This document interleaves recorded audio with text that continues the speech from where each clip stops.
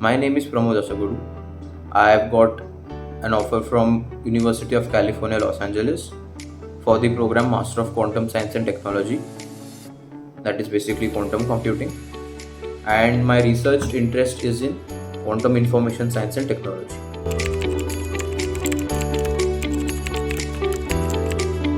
I have got a publication in Springer Nature Journal, specifically Quantum Information Processing Journal, and the publication is on quantum sealed bit auction. Basically it's a cryptographic protocol of a sealed bit auction, and the security of the sealed bit auction is basically derived from quantum cryptography.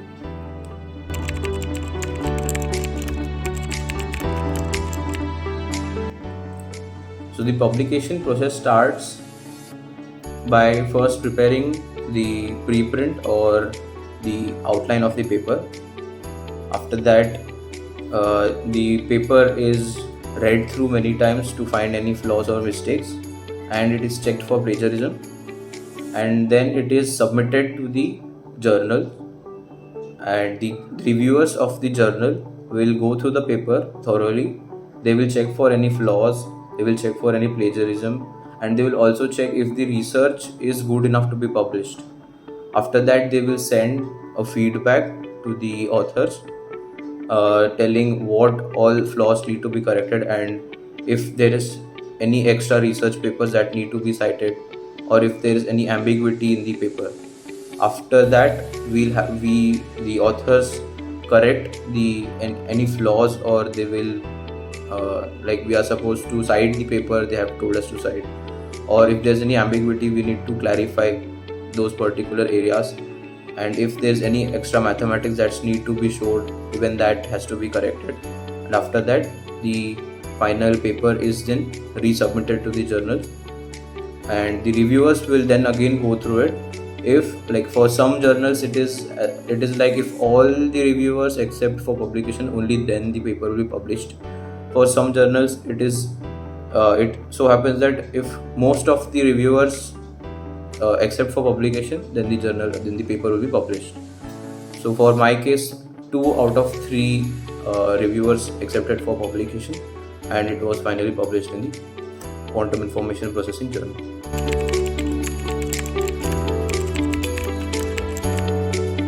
There is always competition in all the fields, but it doesn't really matter if your profile is good enough. For research, I don't know how to compare the competition with the corporate part of the industrial competition, but yes, there is always competition, at least for best professors, and they will also select only students that have very good profile. So of course, cold mailing and everything is very intense, and you have to be dedicated and always keep applying for it, for a project, that is.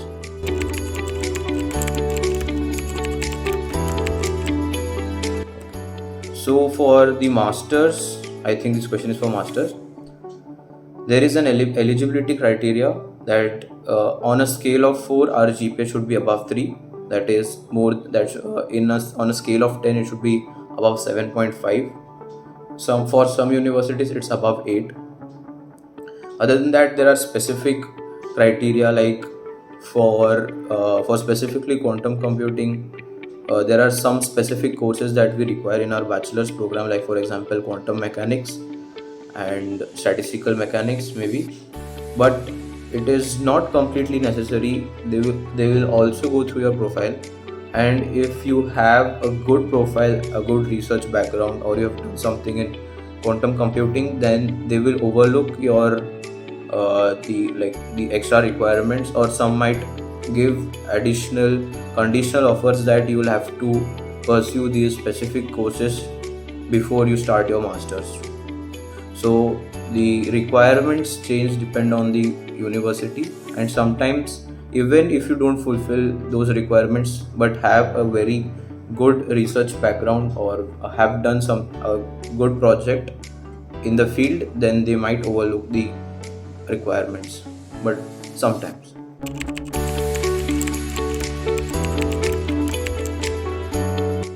The accomplishment, there are different accomplishments. For example, one, the I have a research paper, so that accomplishment will help me, of course, in my research career. It will show that I have mastered at least a part of the whole research field, and I know a lot about that particular field. Like, that's what publishing a research paper means.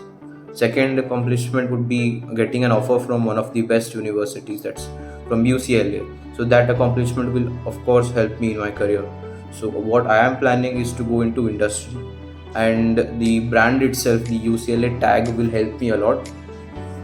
Other than that, since the master's program is like completely dedicated to the industrial workforce of quantum computing, it will prepare me to start a career in quantum computing or quantum industry.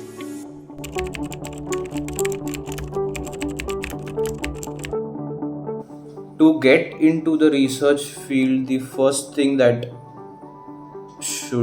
one should do is to find your interest in that particular research field, because doing research is something that you need to be dedicated and focused a lot. Like, even if you are completely interested in a research field, you might lose interest after some time because it becomes monotonous. You have to read so many research papers, you have to keep working on a particular research topic a lot, and keep reading, keep trying to understand new things and new publications. It becomes monotonous after some time.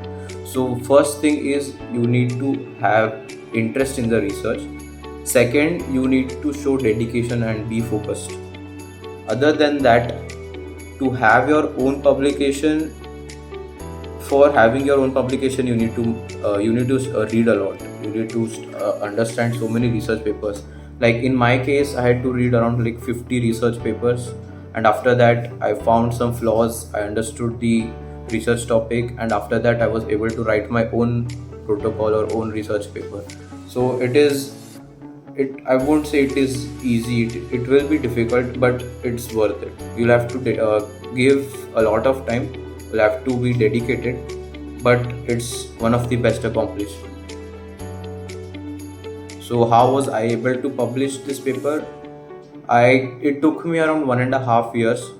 I started by reading basic mathematics of quantum computing to actually mastering a very small part, but by mastering a part and by reading so many research papers that I could write my own paper.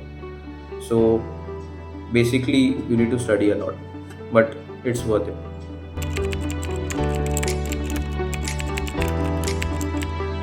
My takeaway from my particular experience, is that it doesn't matter how many projects you have. It's okay if you have only one project, but if you're dedicated and focused completely on that project, and you can publish a research paper out of it, then it's really good. You don't need to always keep applying for new internships or new projects. And for example, you might have 5-10 projects, but if instead of doing so many projects, if you give all that time to one project and master that particular field completely, then you can go a long way too. So I'm not saying don't do 10 projects. You can do 10 projects. That way you will be able to explore 10 different fields. But on the other hand, if you're working only on one project, then you can master one field. So it both have their own pros and cons. In my experience, I would suggest to master one field. That would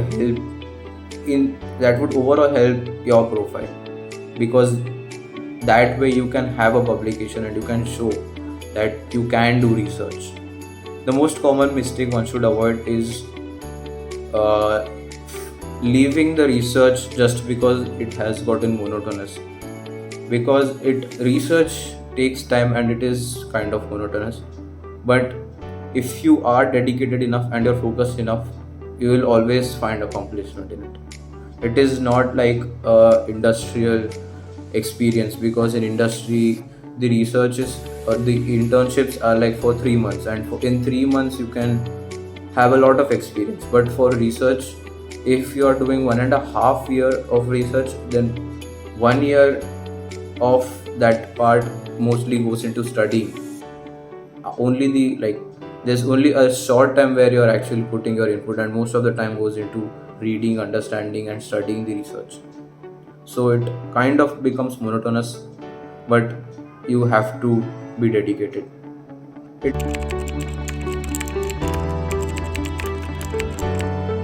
It is a bit difficult to manage a research project along with academics, that's true, but it is not completely ideal or unrealistic. You can manage both studies and research.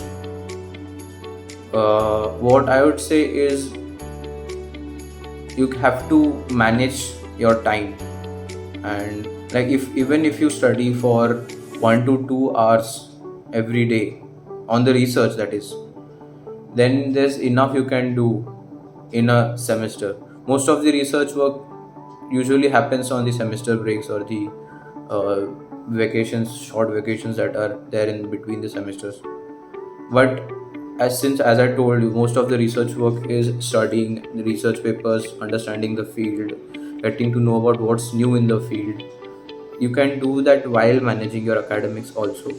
And anyways, academics, most of the students study 1 month before their midterms or end sems, so I don't think it must be a problem that much, because I was able to manage my second project, was my recent project, along with my final year academics, and along with the application procedures of the for my masters.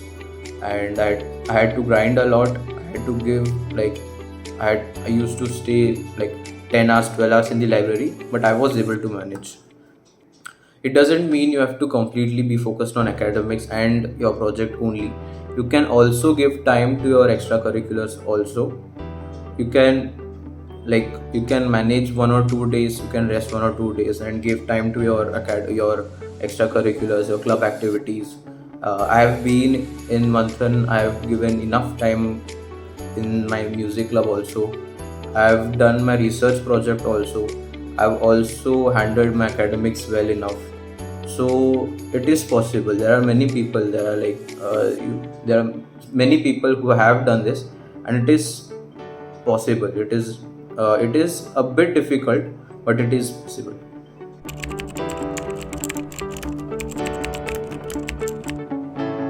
I wouldn't use the term qualified, because none of the students would be qualified, because there is nothing called as qualification. I'd say prepared for the research world would be a better wording. You can change a system around a little bit, like you can introduce research projects instead of industrial projects, or research internships instead of industrial internships.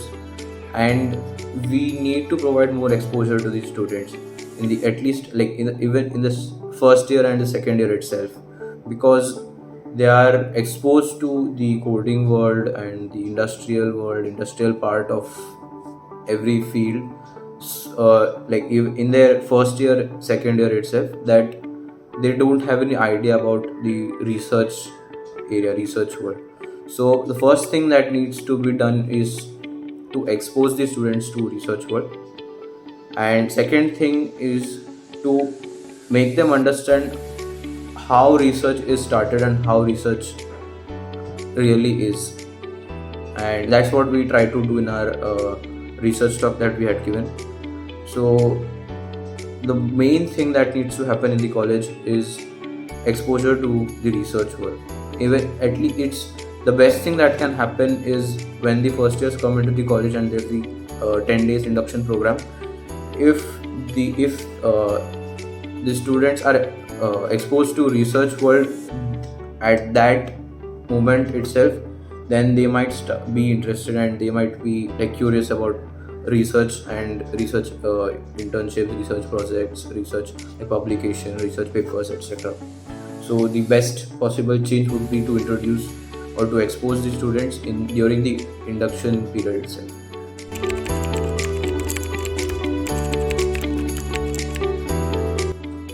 I am a part of Manthan. I am a guitarist in Manthan. I was a guitarist in Manthan.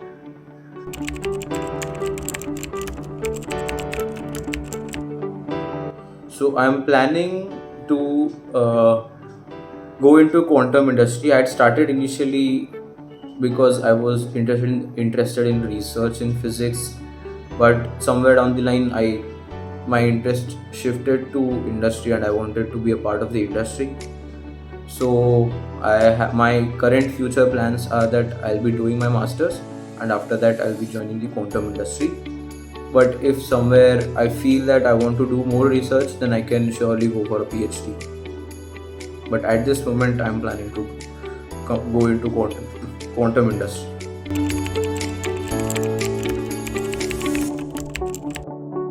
There's one advice. There are like okay. The advice that I would like to give to my juniors is that be dedicated to your interest. Explore, explore whatever your interests are. There are two types of interest. There's one surface level interest and this deeper interest. If you're interested in a field and you are only interested on the surface level part and not into the deeper part, that is mathematics, that is the details of the research, then you won't be able to do research. If you are actually interested in a field, read more about it, explore the field properly, understand what's happening currently in the world. That's how you'll understand what's going on in that particular research field. Other than that, to advise you to get into research, I'll advise first to explore different fields. Even I can talk about personally, I can see mostly about physics that I explored a lot around physics. I was interested in astronomy, so I read about astronomy a bit. Then I was interested in particle physics a little, so I explored that part. But when I read about quantum computing, that's when I thought, no, this is what I want to do. I want to make this my future. So that's how you'll find one topic that you're completely interested in and you want to continue in that. So explore different fields. That's what I'll suggest. Other than that, be dedicated to your research, and also don't be afraid to go into research, because research is actually fun. And studying about a topic and mastering that particular topic is one of the major accomplishment you will ever feel. And you will be reading 50 research papers from a particular journal, but when you see your own research paper in that journal, that will feel like a big accomplishment. Thank you.